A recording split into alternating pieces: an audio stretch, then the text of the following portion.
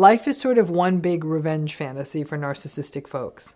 The retribution and vengeance are a way to take back power that the narcissistic person feels was taken away from them, and to punish people or systems for rejecting them. Let's talk about the 3 big ingredients of narcissistic and antagonistic people.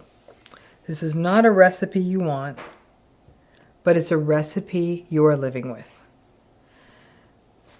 The sort of 3 major ingredients for an antagonistic, narcissistic, really difficult person are.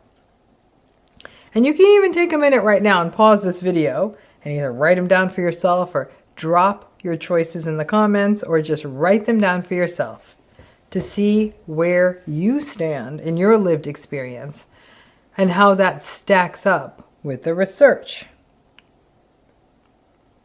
Well, those 3 ingredients, 3 patterns, if you will, are: number 1, low empathy and not caring about other people. And I'm sure most of you got that one. Number 2, hostility toward other people. And that hostility is largely sort of manifested or demonstrated through oppositionality. Things like, I'm not going to do what you ask. I'm not going to do what you need. Being suspicious, being mistrustful. And number 3, manipulation and sort of arrogance as a way of creating social dominance and deceiving other people. Now, this model builds off of lots of other people's research on antagonism, including personality researchers like Costa and McCrae.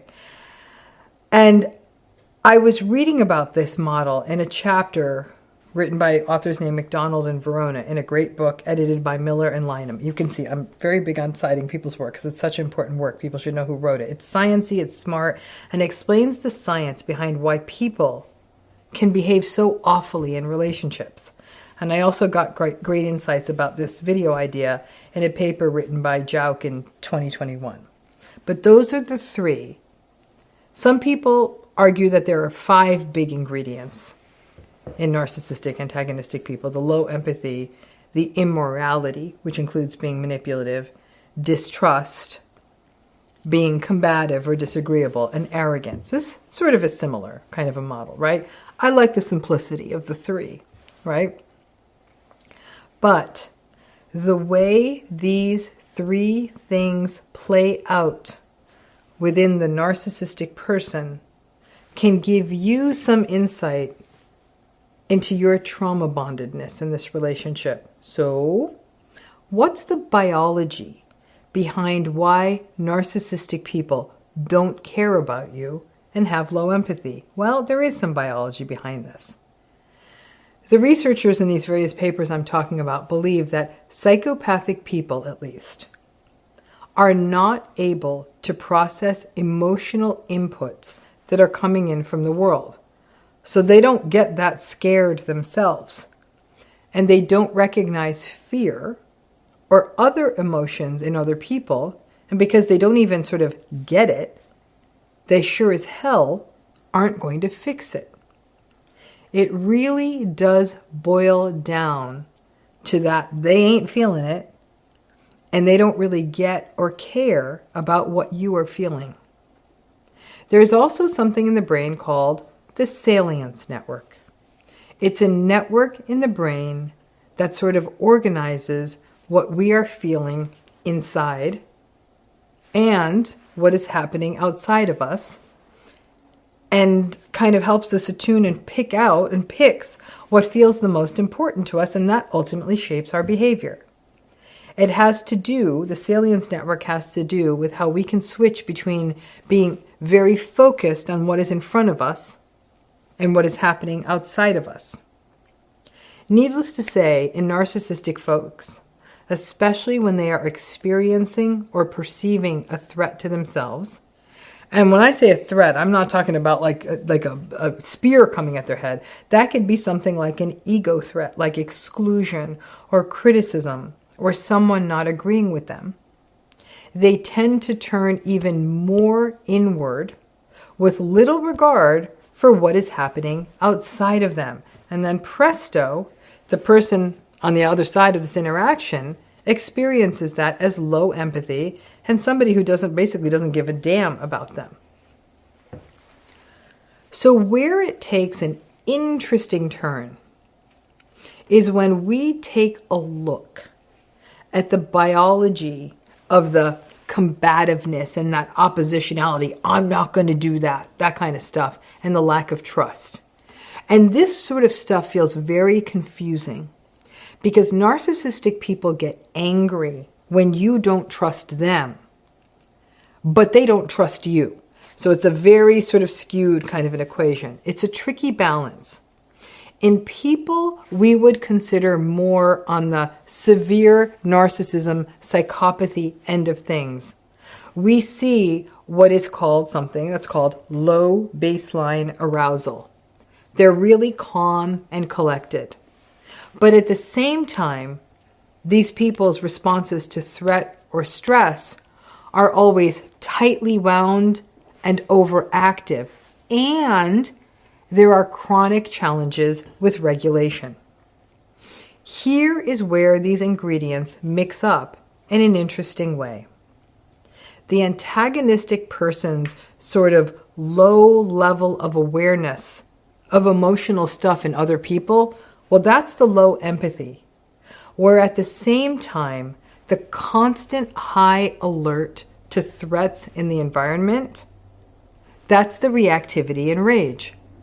The short explanation is that these narcissistic psychopathic people are basically completely unaware of your anxiety, feelings, and fears, but they themselves are like an overly sensitive alarm that squawks at the slightest sense of threat. And this is why this relationship can feel like a seesaw. Going from calm to frighteningly enraged, and then when they're frighteningly enraged, they can't calm down. When you throw manipulation into the mix, this is where we get into the narcissistic person's self-esteem. And this is tricky because there is something called explicit self-esteem. It's how we show up to the world. Confident, put together. It's like we go to work and like, hey, how are you? No, I'm fine. That's the explicit self-esteem. And then there's implicit self-esteem. It's our internal sense of who we are and how we value ourselves. It's tricky, and sort of the jury is a little out on this. But in people who are narcissistic, but are actually seeking psychotherapy or treatment, which typically when a narcissistic person is seeking treatment, it often means that things in their lives have gone really badly.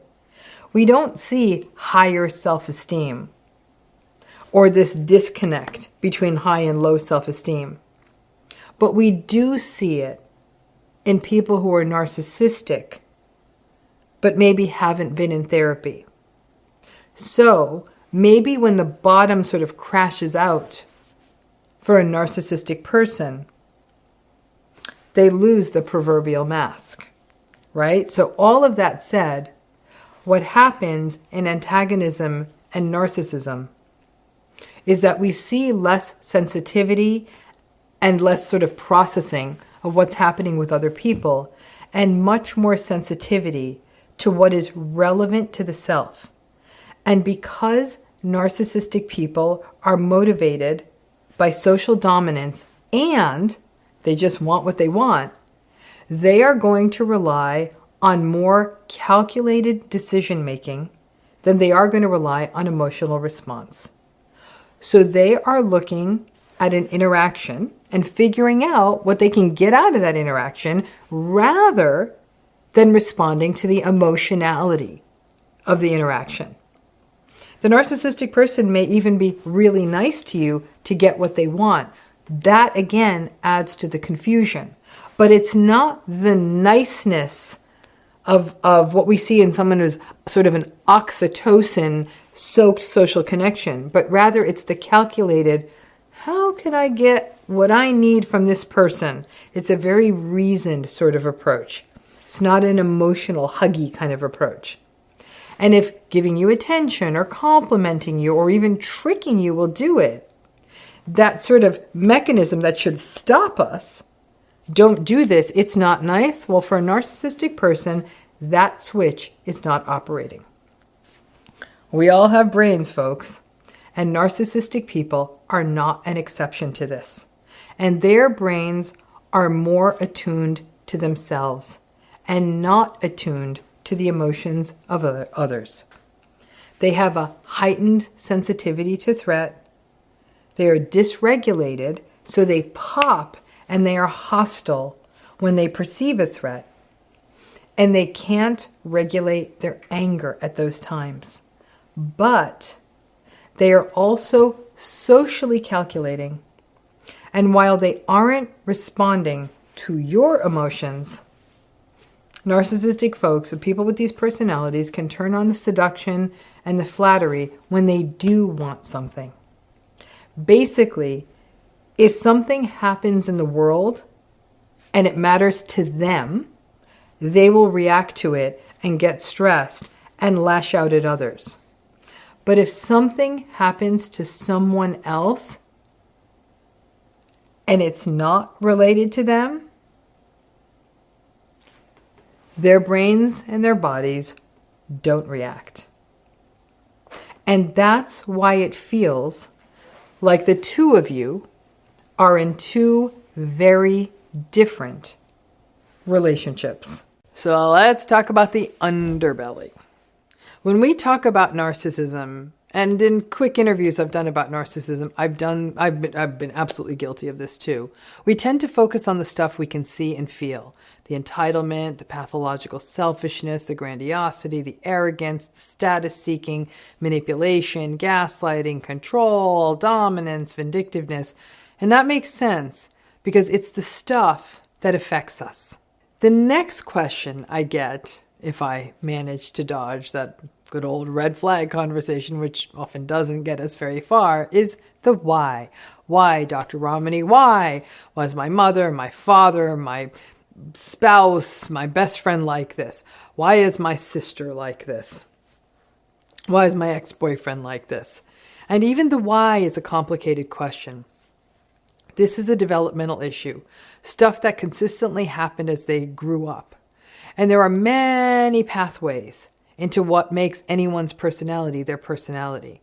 Many narcissistic folks have had adversity in their childhood, trauma, neglect, abuse, chaos, and sometimes the adversity took place in materially comfortable homes with money, a powerful parent, a swimming pool in the backyard, flashy birthday parties, but parents who only attended to the child as an object and only when it was convenient for them.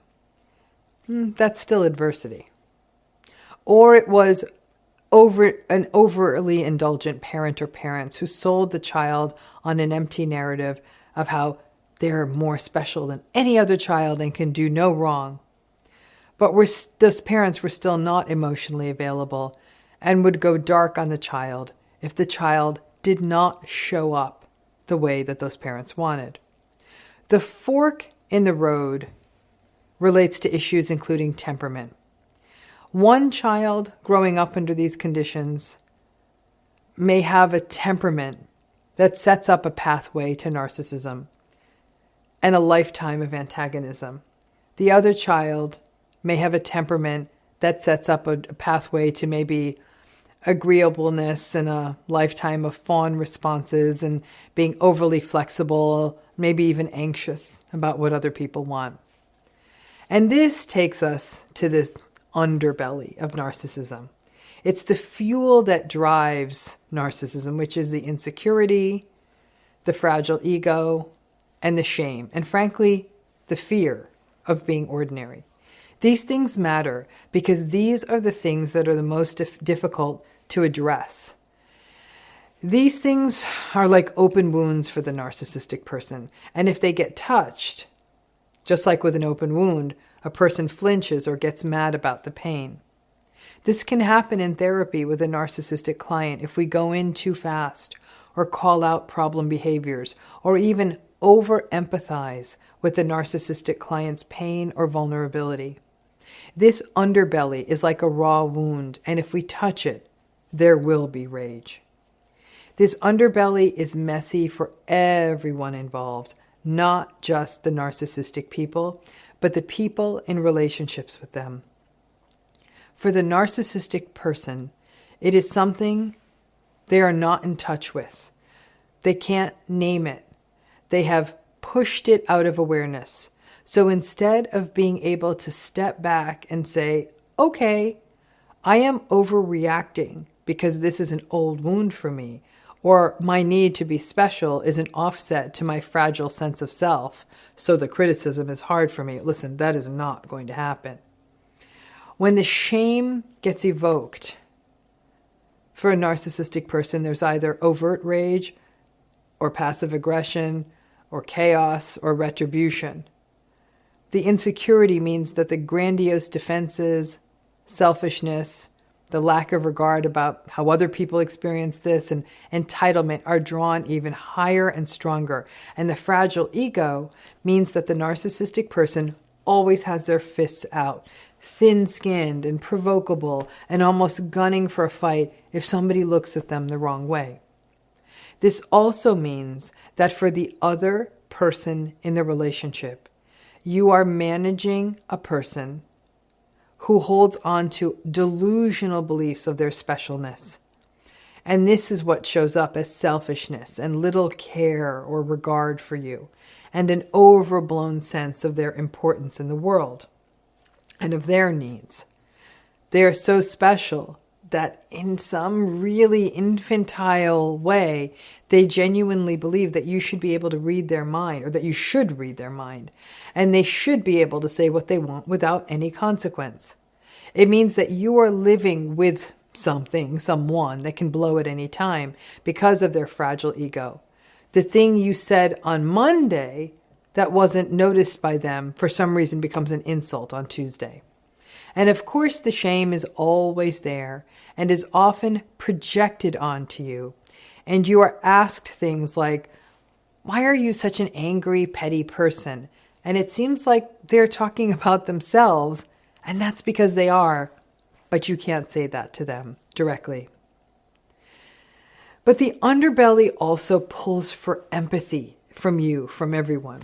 We can connect dots that the narcissistic person often cannot for themselves, between their early childhood difficulties, their disinterested or disengaged selfish parents, or their cruel, demanding, invalidating parent, or frank abuse. We can see the origin of their underbelly, their shame, their insecurity, their fragile ego.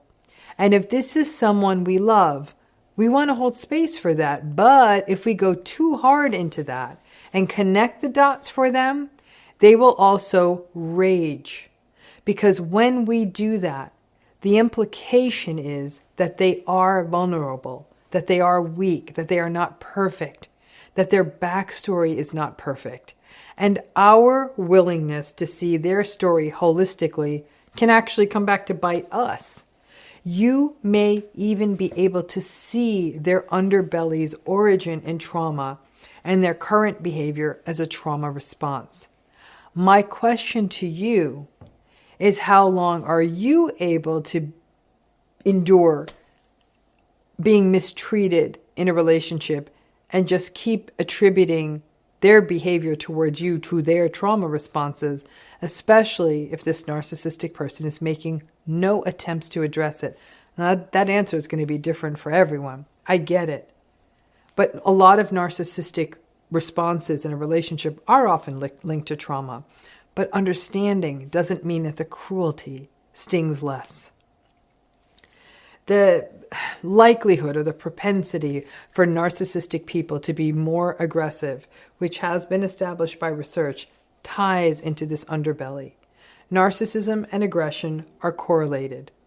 It is always a fight. The aggression is right under the surface because the shame is always bubbling. They are prepared to be wronged by the world, so even a sideways glance can result in explosive anger. While narcissistic people are exploitative and take advantage of other people, they often perceive that is what is being done to them. And because of that, narcissistic folks will come into interactions assuming that they are being played and react to people as though they are taking advantage of them, even though that is what they are doing to the other person. It gets confusing. Now, retribution and vindictiveness are core to how narcissistic people go through the world, which is why divorces are messy. Business arrangements with narcissistic folks never end well, and lawsuits are aplenty. Life is sort of one big revenge fantasy for narcissistic folks.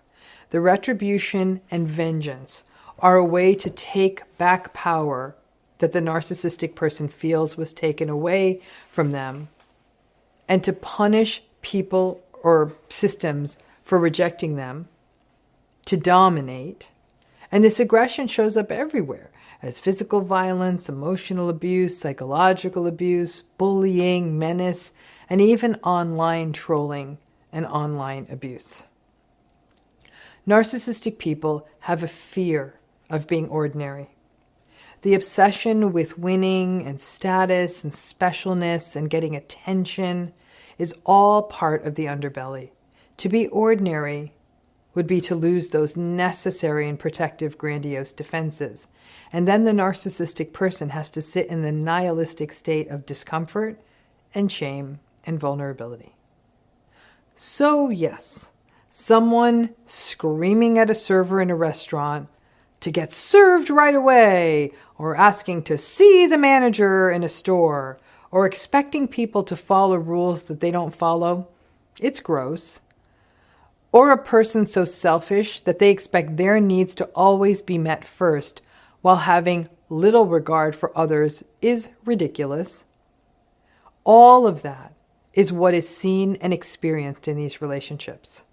But the stuff that gets survivors into trouble is the underbelly, because that becomes the source of the rationalizations and the pity for people who are in these relationships. You might say something like, listen, I get that they're treating me terribly or that they aren't doing the nicest things, but it's their shame, it's their vulnerability, it's their trauma talking. And it is the source of the never-ending bad behavior for the people who are narcissistic. And it is really hard to address. Listen, I think it is important that you do have compassion and empathy for the underbelly, but simultaneously give yourself permission to disengage. Compassion doesn't mean that you have to suffer. Compassion means to see it. You might even feel a little pity or sympathy, perhaps, but you can simultaneously save yourself.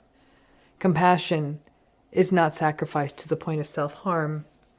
Compassion is awareness, but still being able to be invested in taking care of yourself. And I am not saying it's easy, because it's not. But that underbelly is what makes narcissism a pretty slippery fish. So here's a question I get quite a bit, which is this idea of, can a grown adult just turn narcissistic one day?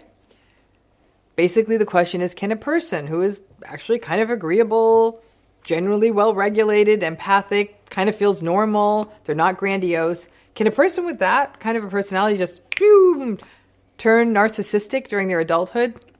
Probably not. Personality, to understand personality, you have to understand consistency, right? An occasional warm day in the winter in a cold climate doesn't mean that it is now summer, right?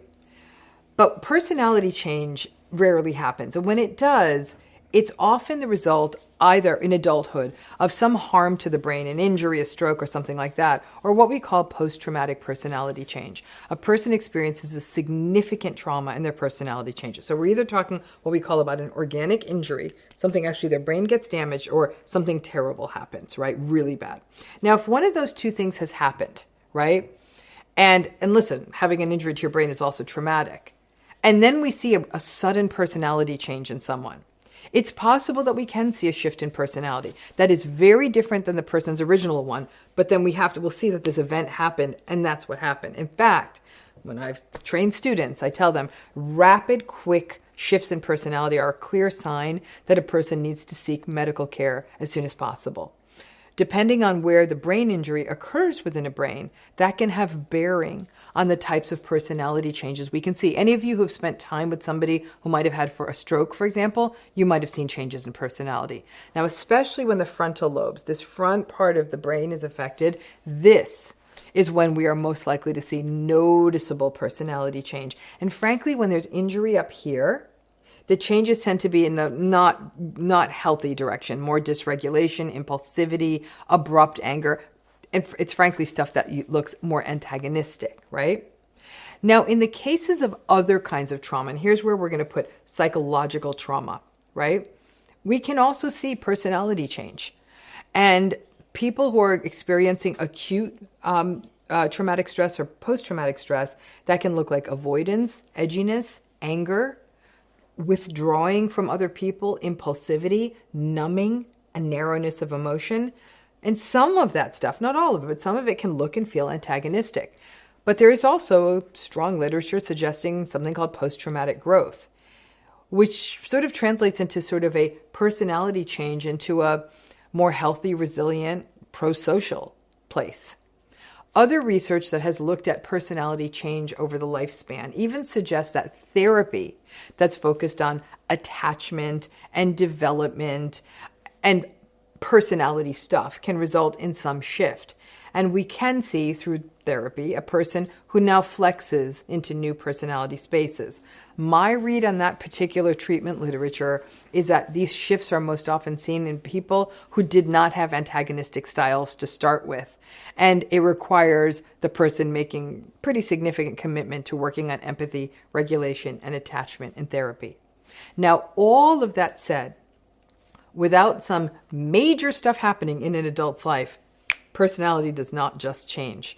Okay, it's a very stable characteristic. This question does come sometimes up from folks who will say, you know what, Doc? The first year, the first 3 years, the first 5 years of this relationship, they were actually kind of fine. Like the longest time I have to say in all my years of doing this work, I've ever had someone say that their relationship was fine and then showed itself as being very narcissistic and that they didn't notice narcissistic stuff was 9 years. But when I really got into it with this was from a person who did not clock her partner's entitlement, grandiosity, and his sort of flirty extroversion as a problem until he had an affair and then blamed her for it. Now, lots of people who have been in narcissistic relationships also wonder, could I turn narcissistic just out of the blue? Again, short of the whole head injury, severe trauma, post-traumatic personality shift, no. But the impact of especially long-term emotional abuse on you could result in you feeling as though you are more dysregulated at times, or you feel shut down, or you can't manage strong emotions as well as you once could, or you feel a sense of compassion fatigue that translates into you feeling that you're not as empathic as you could be. Many people who are in narcissistic relationships, you're often also told that you're the problem, that you're the one who's narcissistic, you're the one who's mean, you're the one who's manipulative, right? So what happens to folks in narcissistic relationships is that your ability to manage emotional stress can often get worn down because the emotional stress coming at you is relentless. And you find yourself often bouncing between numbness and at times where your anger pops through and you feel like you can't even control it at those times. That's not narcissism if it's not been long-standing and it's largely in response to the singular situation of your relationship. This question about whether people can become narcissistic in adulthood most often comes, though, from people who felt that they kind of had a nice thing going with a narcissistic person until they didn't. And they'll wonder what changed. Well, I'll tell you the thing that changed. The thing that changed is that enough time passed. In a way, in many ways, it's exhausting for a narcissistic person to mask and love bomb and be regulated long enough to win someone over. Typically, that only lasts a few months. But after a few months, especially if there's other things you really like about this person, you may be in it deep enough at that point that you're already making excuses for them, justifying, thinking, well, this is a human relationship. Nobody's perfect. It's not always going to be easy. I can't be unrealistic. And then obviously the math shifts in the relationship, and then it goes from bad or uncomfortable or abusive a few times to a lot of the time, which is around the time that you wonder if a person could just become narcissistic in adulthood. No, it was always there. It was better masked. It was new. And you were also doing some of the heavy lifting of justifying. Now, personality tends to shift and grow and develop across childhood and into adulthood. Childhood personality is a very sort of, as this brain develops, so too does personality. Now, the healthier the personality, by healthy we mean well-regulated, pro-social, aware of others, flexible, emotionally self-reflective, empathic, open, curious. The more flexibility there is, frankly, the more you might actually see some changes in a personality. For example, a person who might go from less sort of tender-hearted to saying, oh, this isn't okay. Now, the less healthy, there's our antagonistic folks, the less healthy the personality, the lower the self-awareness, the lower the ability to regulate, and the tendency to rely on primitive defenses to stay psychologically safe. And these include also things like blaming other people and projection, and to rely on grandiose defenses, thinking they're all that and that they deserve special treatment. These are almost more stunted personalities. And because antagonistic personalities often have less capacity to look inwards, there's going to be less likelihood of a change. Listen, I am not a fan of commenting on personalities being really stable and consistent until a person has gotten well into their mid-20s. Around that time, the frontal lobe development is pretty much, we're sort of there. But the brain develops through the lifespan. And remember, during adolescence, depending on the relationship you have with a given adolescent, a lot of teenagers and adolescents look narcissistic to their parents. But perhaps they don't look like that to their friends.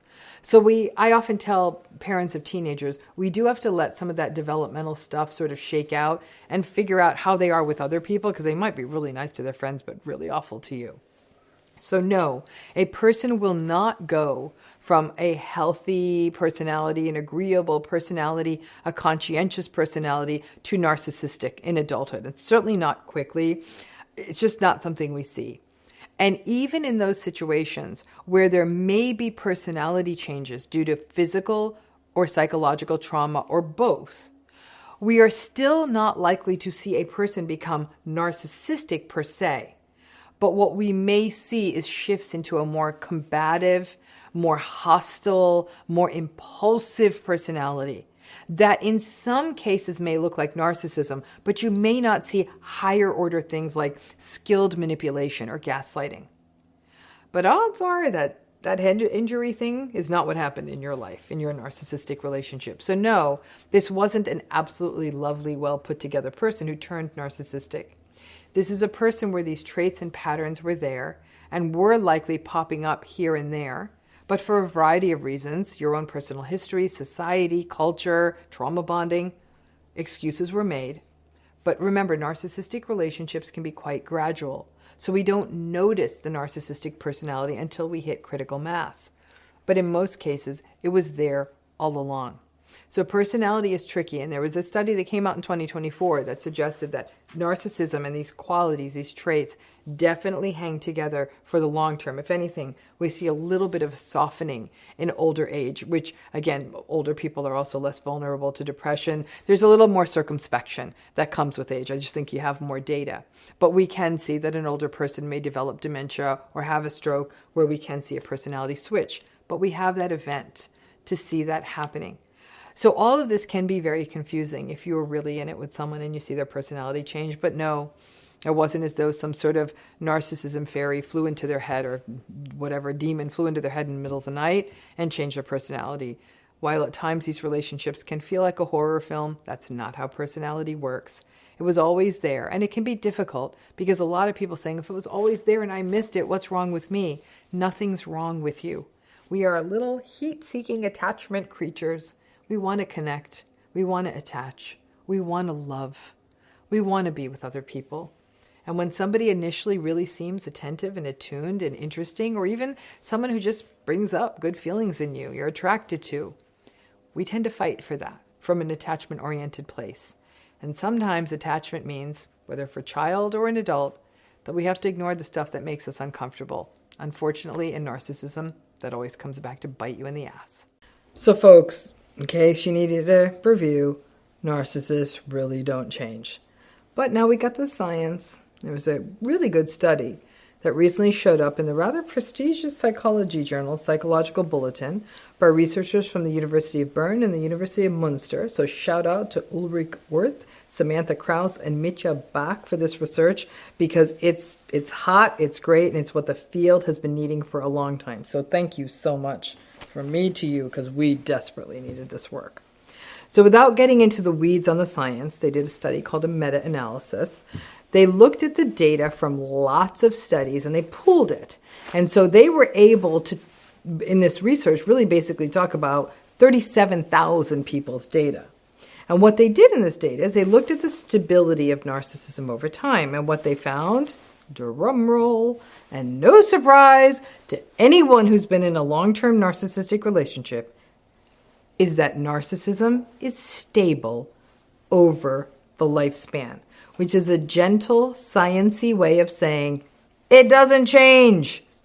There was some decrease in narcissism over time, and some of that is driven by the significant uptick in narcissistic behavior and traits in adolescence and young adulthood into midlife. And then, frankly, those narcissistic traits become a little less useful as careers fade, family roles shift, existential stuff shifts, but the narcissistic traits did not completely go away. The narcissistic people generally stayed narcissistic. The researchers even subdivided narcissism into the subtypes that basically aligned with what we would call the sort of traditional grandiose narcissism, more malignant antagonistic narcissism, and the more neurotic vulnerable narcissism, and the findings persisted. So when you do the work that I do, it helps to have this kind of robust science that backs up what any of us who have been doing this work have known for a long time. Narcissism is a personality trait, and like most personality traits, while there's a little bit of change over the lifespan as life experience accumulates, and the need for certain defenses fades for us, certainly as we get older, personalities are relatively stable over time, and some personality styles are more stable over time. But there's so much debate about narcissism. Their research is suggesting that it actually is a stable personality trait.